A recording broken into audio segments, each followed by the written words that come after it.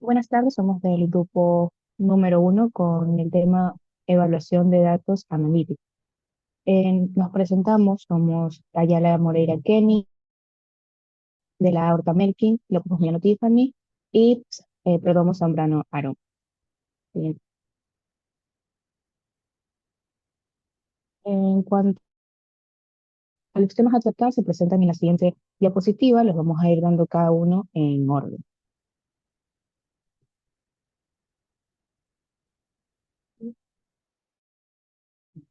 Bueno, mi nombre es López Miano Tiffany. El campo de análisis de los alimentos implica una considerable cantidad de tiempo y esfuerzo. Para realizar estos análisis correctamente es necesario aprender y entender bien los principios que los sustentan, los métodos utilizados, el manejo adecuado de los instrumentos de medición y sobre todo el perfeccionamiento de diversas técnicas que son esenciales para la obtención de resultados confiables y reproducibles. En muchos casos es necesario aplicar tratamientos matemáticos y estadísticos para evaluar de manera objetiva cuán bien se ha llevado a cabo un análisis determinado o cómo podemos reproducir un experimento bajo las mismas condiciones. Siguiente.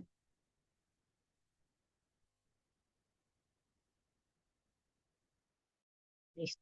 En cuanto a las medidas de la tendencia central, para garantizar que los resultados de los análisis sean los más precisos posibles, se utilizan varias técnicas estadísticas, entre las cuales las medidas de tendencia juegan un papel bastante fundamental. En cuanto a la principal de estas medidas de tendencia, vamos a hablar de la media. Esta medida nos ayuda a entender cómo se distribuyen los valores de un conjunto de datos y nos da una idea de qué tan representativo es un valor determinado dentro de ese conjunto.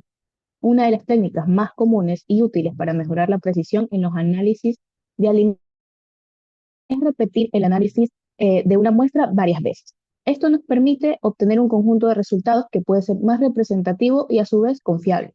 Por lo general se realizan al menos determinaciones, aunque en muchos de los casos este número puede ser mucho mayor para aumentar la confiabilidad de los resultados. En cuanto al uso de la media, pues el objetivo es repetir el análisis varias veces, encontrar el valor más cercano al valor verdadero de la característica que estamos midiendo, como puede ser el contenido de humedad dentro de un alimento. La media o promedio es la suma de todos los valores de la muestra dividida entre el número total de las mediciones realizadas, como se expresa en la siguiente fórmula, donde X es la media y por consiguiente X1, X2, X3 son los valores determinados separadamente. Esto lo que debemos hacer básicamente es sumarlo y dividirlo para n, que es el número de determinaciones. Si lo ponemos en un ejemplo más práctico, pues supongamos que hemos medido 4 veces la muestra de una hamburguesa cruda en busca del porcentaje del contenido de humedades. Y se han obtenido los siguientes resultados: 64,53%, 64,35%, 5,10% y 64,78%. Lo que vamos a hacer básicamente es que estos valores pues se van a ir reemplazando conforme a lo mencionado anteriormente y se lo va a dividir para que es el número de terminaciones realizadas. Y esto nos va a dar un resultado de 64,72%, que va a ser el valor promedio de humedad que nos da la mejor estimación de la muestra. Este valor es útil porque es el promedio de nuestras mediciones, pero no nos dice cuán cerca estamos del valor verdadero del contenido de humedad de la hamburguesa, ni nos indica cuán precisos o repetibles fueron los resultados. Y aunque la media es una de las herramientas más utilizadas para resumir datos, no siempre es la mejor opción. Gracias. Bien. Buenas tardes, mi nombre es Melkin de la y siguiendo con los temas de exposición tenemos lo que es exactitud y precisión. Bien, estos dos términos en la vida cotidiana generan mucha confusión, pero estamos aquí para poder aclararlos. La exactitud hace referencia a cómo de cerca del valor verdadero o correcto se encuentra una medida en particular. La determinación de la exactitud tiene un pequeño problema, y es que nosotros no siempre sabemos cuál va a ser el valor verdadero o el valor correcto. De ahí tenemos lo que es la precisión. La precisión es una medida de cómo de reproducibles o cómo de próximas llegan a ser las medidas duplicadas. Para entender esto mejor, tenemos el ejemplo del tiro al blanco. Supongamos que el centro del círculo es el valor correcto o el valor verdadero. Digamos que realizamos diversos disparos o diversos tiros en el centro. Aquí vamos a decir que tenemos una alta precisión y y una alta exactitud. Pero va a haber casos en los cuales nosotros realicemos tiros fuera del centro, pero sin embargo estos tiros van a estar próximos entre sí. Aquí vamos a decir que vamos a tener una alta precisión, pero una baja exactitud. Con lo anteriormente explicado ya se pueden interpretar los siguientes o el resto de ejemplos. Bien, y aquí vamos con los controles de variación o de dispersión de datos. Uno de los controles más utilizados es la desviación típica o desviación estándar. Esta desviación mide la dispersión de los datos experimentales y da una buena indicación de cómo de próximos se encuentran los valores entre sí. Si tenemos muchas muestras, la desviación típica o desviación estándar se va a denotar por el símbolo sigma. Sin embargo, cuando tenemos pocas muestras, este símbolo va a ser reemplazado por la letra S. La fórmula de la desviación estándar tiene tres variaciones. La primera es la que se muestra del lado izquierdo, que es donde tenemos un valor promedio verdadero y el número E y la N, que en este caso sería una población. De ahí tenemos las otras dos variaciones. La tercera, que sería el promedio verdadero, es cuando este está ausente y se lo reemplaza por una media, en este caso sería el símbolo del promedio. Y de ahí por último tenemos lo que es la variación de determinaciones duplicadas pequeñas. Aquí, como lo dije anteriormente, cuando se necesitan realizar la desviación en muestras pequeñas se va a cambiar por la letra S y cuando es muestras a la N se le va a restar el -1, que esto ya hace simbolización de que se trata de una muestra. De ahí podemos aplicarle la desviación estándar al ejemplo anteriormente mencionado, que es el porcentaje de humedad en hamburguesas. Como dijo mi compañera, se le realizaron 4 medidas a las hamburguesas determinando su porcentaje de humedad. Aquí, para determinar la desviación estándar, vamos a necesitar el promedio del porcentaje de humedad. Debemos calcular la desviación respecto a la media, que es un dato que nos va a solicitar la fórmula de la desviación estándar. Y tenemos que también calcular la desviación respecto a la media elevada al cuadrado. Reemplazando los valores, tenemos la sumatoria del porcentaje de humedad observado, que sería 258,86, y sobre el número de repeticiones, que en este caso es 4. Obtenemos un valor de 64,72%. De ahí reemplazamos los valores en la desviación estándar, que aquí como ya hemos calculado la desviación respecto a la media elevada al cuadrado, que tenemos un valor de 0,257 y tenemos que restar n-1, que n sería el valor de repeticiones, que es 4, tenemos 4 menos 1 que nos da un resultado de 3. Teniendo el resultado es de 0,2927. Pero bien, ¿cómo interpretamos este resultado? Este resultado lo vamos a interpretar mediante otro control de variación o dispersión de datos, que en este caso sería el coeficiente de variación.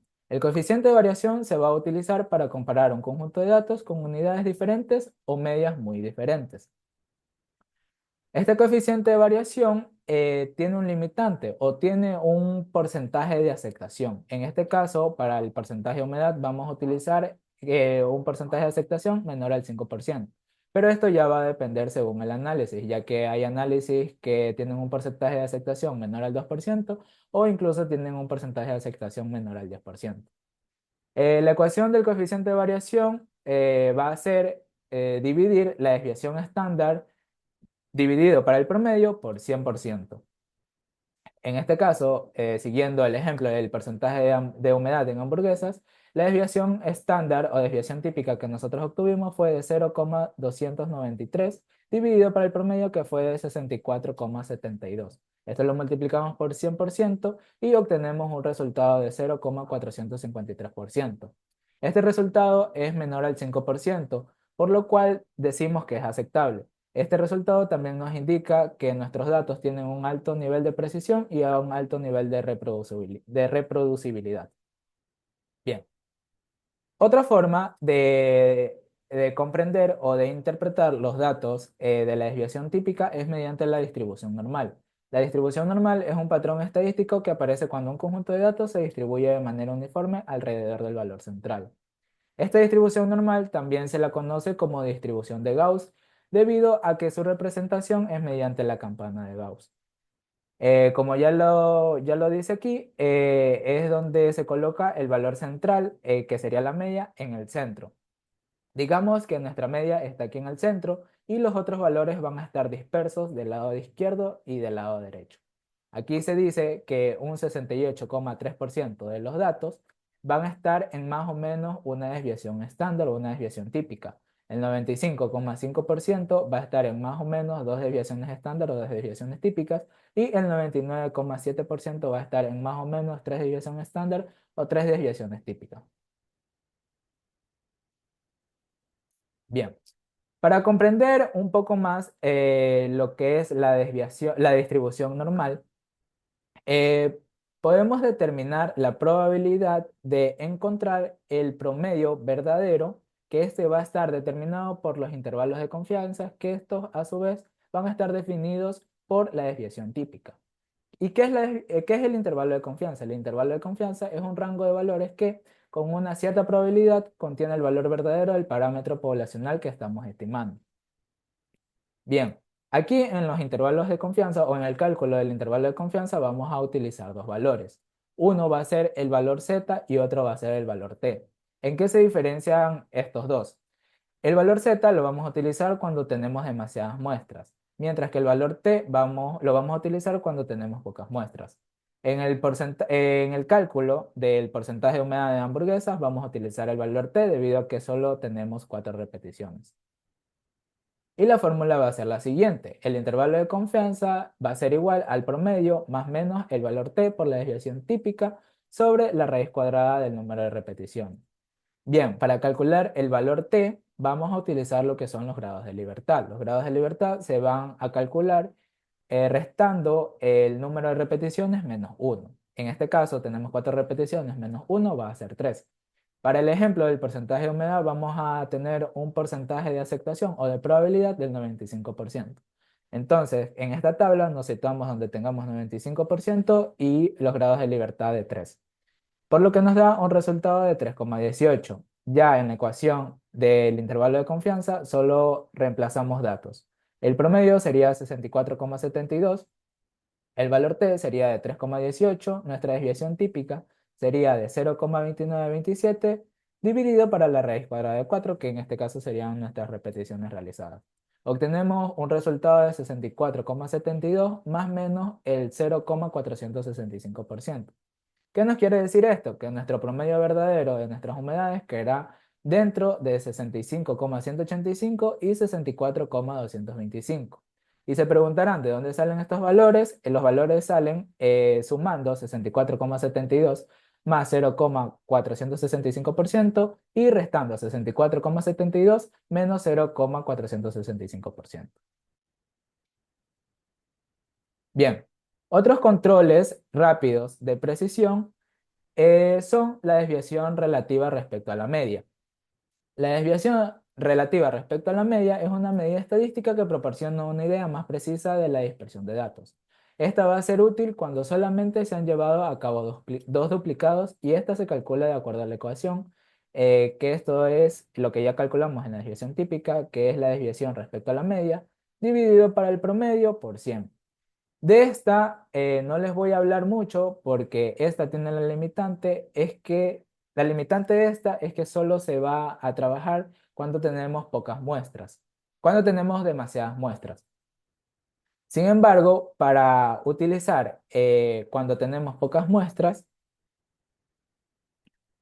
se va a utilizar la desviación promedio relativa respecto a la media. Esta nos va a dar o va a tener la única diferencia es que va a ser la sumatoria de la desviación respecto a la media dividido para n, que es el número de repeticiones, por la raíz cuadrada del promedio, por 1000. La sumatoria de la desviación respecto a la media nos van a dar estos valores, que estos valores ya los calculamos en lo que es la desviación típica.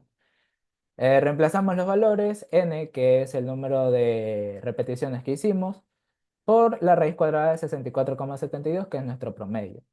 Y tenemos un valor de 3,47 partes por 1000. Aquí, cuando nos da un resultado menor a 100, nos va a decir que nuestros datos tienen o son próximos entre sí.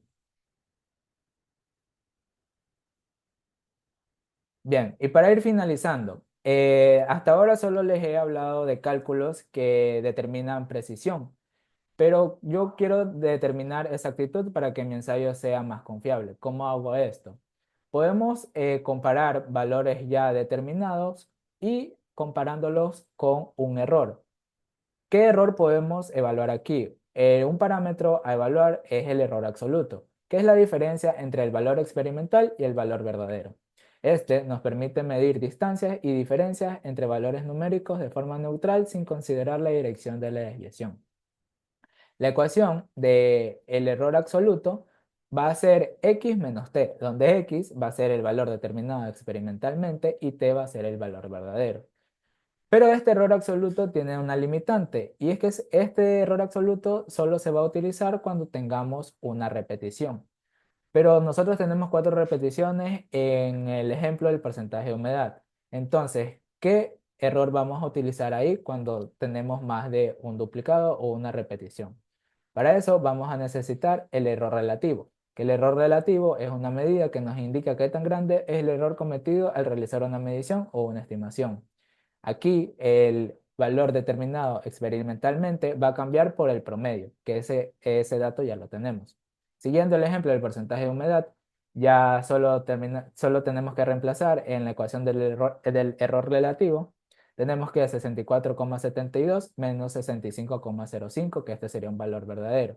Este valor verdadero nosotros lo pusimos al ojo o este número puede ser ficticio, ya para fines didácticos y para poder enseñar el ejemplo. Este nos da un resultado de menos 0,507%. Este valor nos indica que nosotros obtuvimos un 0,507% de resultados inferiores con respecto al valor verdadero. Muchas gracias.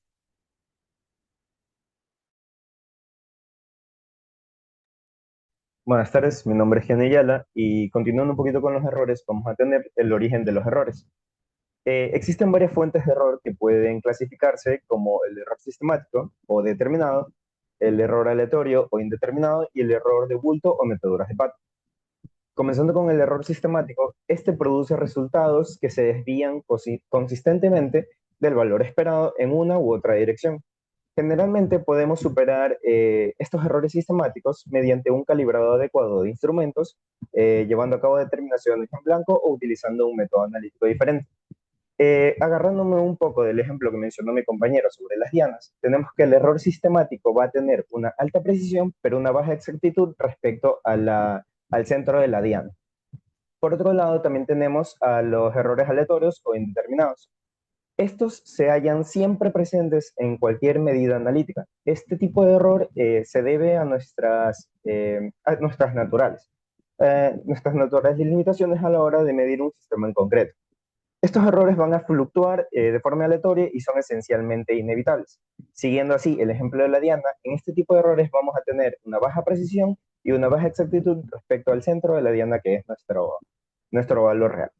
Y por último tenemos las meteduras de patas, que estas son mucho más sencillas de eliminar, puesto que estos errores son muy obvios. Los datos experimentales están habitualmente dispersos y los resultados no están próximos a un valor esperado. Este tipo de error es consecuencia de utilizar un reactivo, un instrumento equivocado o bien una técnica desubicada. Siguiente diapositiva.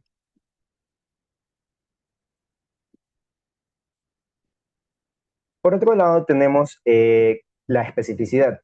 La especificidad no es más que de un método analítico en particular, significa que detecta solamente el componente de interés. Como fines didácticos y fines de libro, él nos da un ejemplo que es la determinación de lípidos en alimentos. Un método general para la determinación de lípidos en alimentos sería el uso de disolventes orgánicos, pero este va a detectar glicéridos, fosfolípidos, carotenos y ácidos libres. ¿Qué pasaría si nosotros buscamos un método con especificidad? Pues bueno, en la misma determinación de lípidos podemos la determinación de contenido de lactosa en helados. Esto va a detectar únicamente contenidos de lactosa debido a los azúcares presentes en ella. Básicamente la especificidad es qué tanto queremos nosotros que el equipo o el instrumento detecte un analito. Si bien no hay una regla escrita sobre cuánta especificidad es necesaria, cada situación es diferente y depende de los resultados deseados y del tipo de ensayo que se vaya a emplear. Por otro lado, también tenemos la sensibilidad y el límite de detección. Aunque a menudo se utilizan indistintamente, no se deberían confundir estos dos términos, a pesar de que estén muy íntimamente relacionados. La sensibilidad, por un lado, está relacionada con la magnitud del cambio en un aparato o instrumento de medida con los cambios en la concentración del compuesto. A diferencia de la sensibilidad, el límite de detección es la menor cantidad posible que podemos detectar con cierto grado de confianza en cada ensayo. Este es un límite inferior cuyo punto no estamos seguros de si hay algo presente o no. En otras palabras, o en palabras más sencillas, cuando la muestra da una señal que es 3 veces la magnitud de la detección del ruido, el instrumento se encuentra en el límite más bajo posible.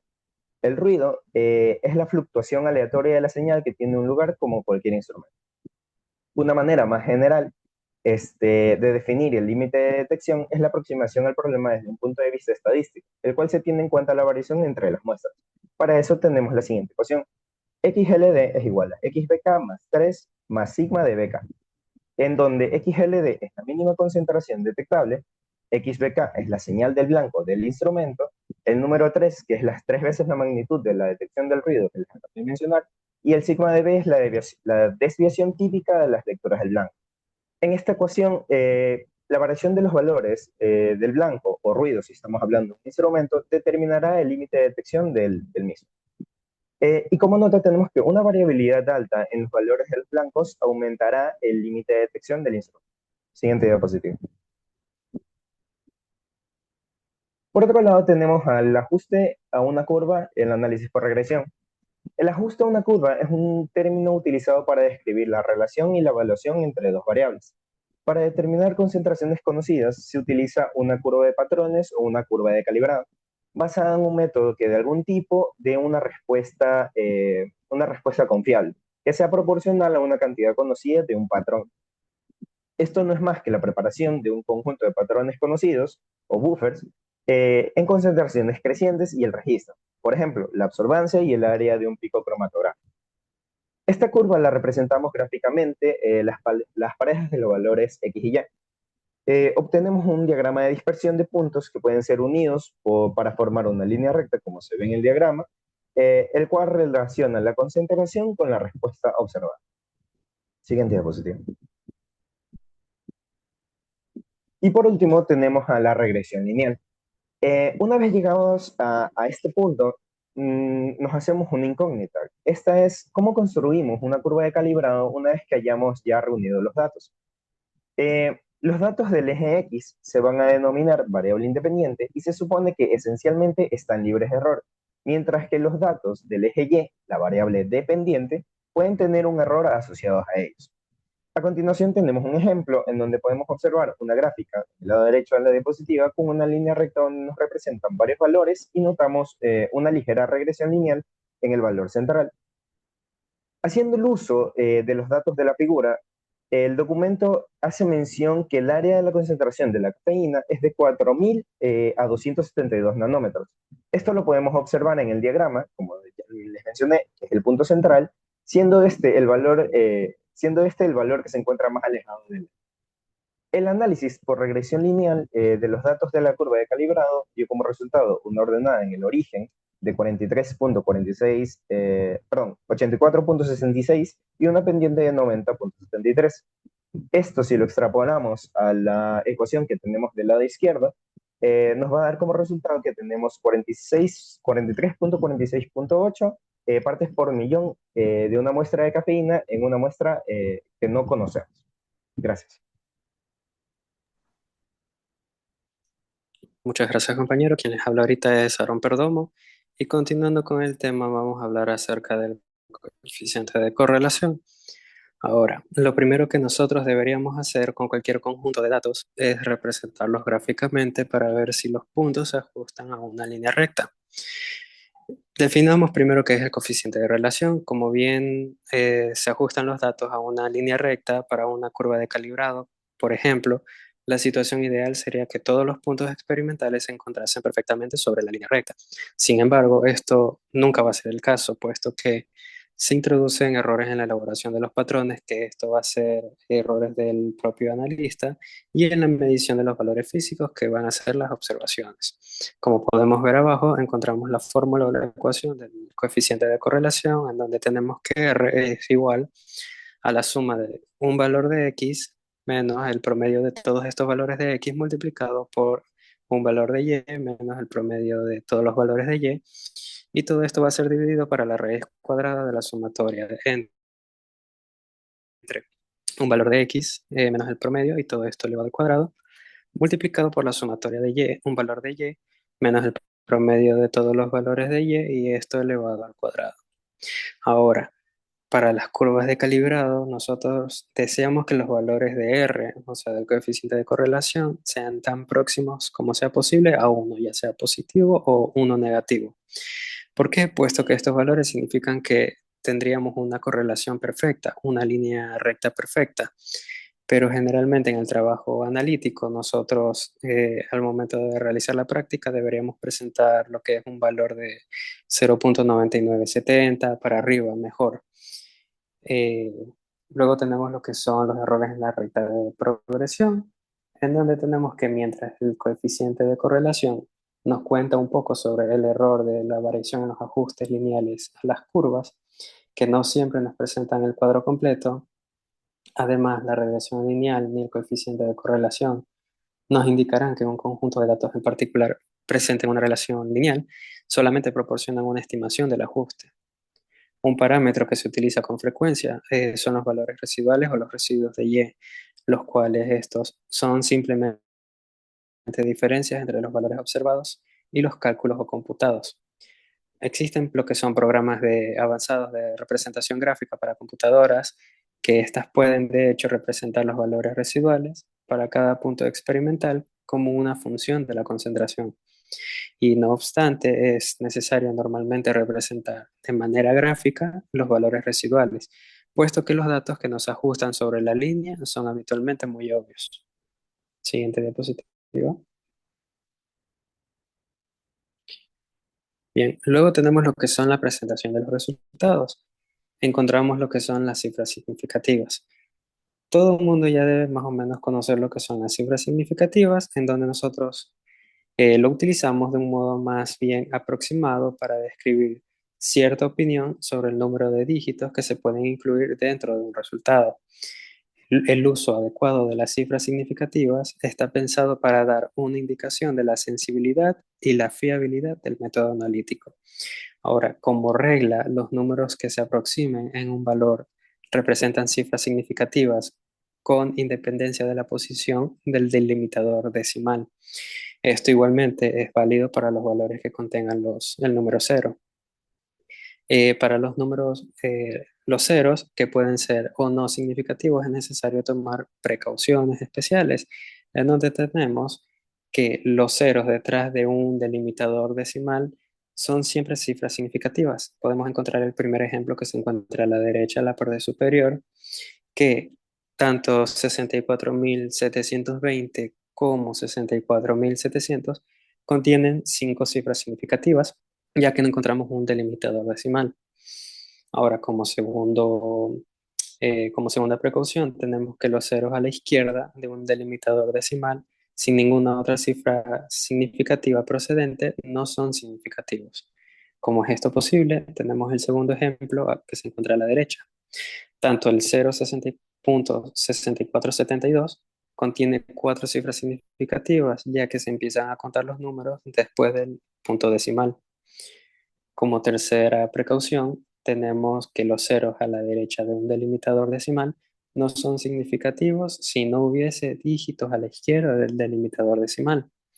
Encontramos el tercer ejemplo que nosotros podemos observar, que es el 0.0072, que esto obviamente va a tener 2 cifras significativas, ya que los ceros que van antes del 72 no contienen ningún valor, por ende se empiezan a contar después del 0. Y ya como última precaución, tenemos que los ceros finales en un número no son significativos, excepto que se indique lo contrario. ¿Cómo es esto posible? Pues tenemos el último ejemplo que nos indica, por ejemplo, 7000 contiene solamente una cifra significativa. Si fuera 7001, tuviéramos 4 cifras significativas, pero también encontramos que si fuera 7000.0, en este caso tendríamos 5 cifras significativas, ya que se presenta lo que es el delimitador decimal. Siguiente diapositiva. Y ya para terminar, encontramos lo que es el rechazo de los datos. Para el rechazo de los datos hay distintos ensayos para el rechazo de un valor discrepante. Y uno de estos ensayos es el ensayo de Q. Es el que más habitualmente se utiliza. En este dicho ensayo nosotros calculamos, como se muestra seguidamente, lo que es un valor de Q que se compara con los valores de una tabla. Si el valor calculado es mayor que el valor de la tabla, entonces el valor objetable se puede descartar en el nivel de confianza del 90%. Como podemos observar, tenemos la fórmula, la ecuación del valor de Q, en donde tenemos que es igual a x2 menos x1, todo esto dividido para W, que significa donde tenemos que x2 es el valor más próximo a x1 y x1 va a ser el valor dudoso. Y la W pues tenemos que es el rango total de todos los valores obtenido sustrayendo el valor más bajo del valor más alto. Y ya para finalizar una especie de resumen de todo este capítulo, básicamente se ha centrado que el tratamiento básico con la mayor probabilidad se utilizará la evaluación de un conjunto de datos, en donde para nosotros ya debería ser casi una costumbre el hecho de determinar lo que es una media, la desviación típica o estándar, el coeficiente de variación cuando se evalúan los resultados duplicados de una muestra concreta. A día de hoy nosotros tenemos la ventaja de que tenemos computadoras que ya realizan automáticamente todos estos valores, así que prácticamente para nosotros los analistas sería un peso menos, ya que es más fiable guiarnos a través de la computación. Muchas gracias.